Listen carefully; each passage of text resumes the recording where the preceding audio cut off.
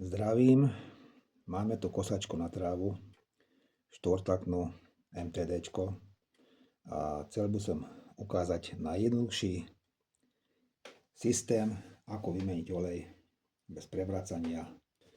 Takže tu máme nalievací otvor, dlo.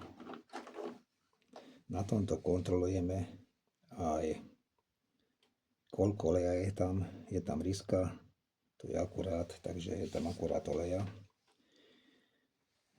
Olej sa mení, keď je zohriatý motor. Pri zohriatom stave sa mení olej. Tu máme takýto vyťahovák, ktorý sa dá kúpiť za pár eur. Tento zastrčíme do otvoru a začneme vyťahovať z neho olej.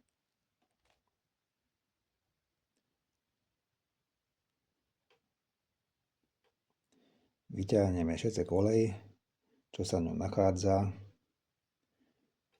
a nalietame niekde do fľašky starý olej.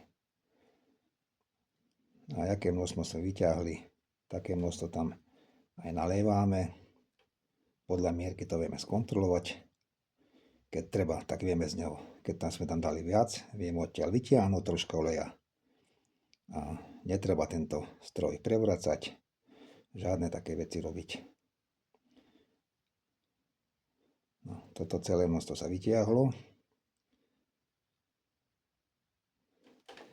Odpustíme to do nejakej fľašky, to nebudem ukazovať.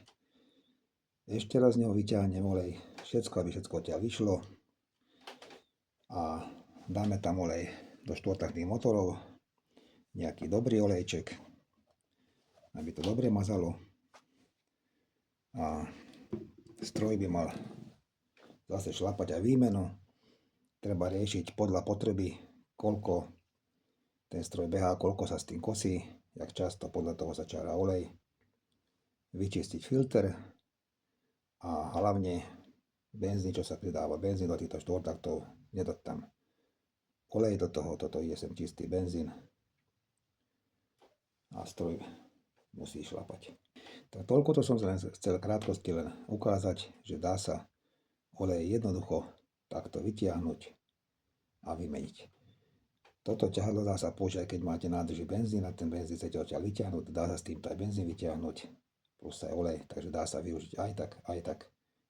Ja si myslím, že toto je najjednoduchší systém, ako vymeniť olej z takýchto strojov. Ďakujem vám za pozornosť. Majte sa.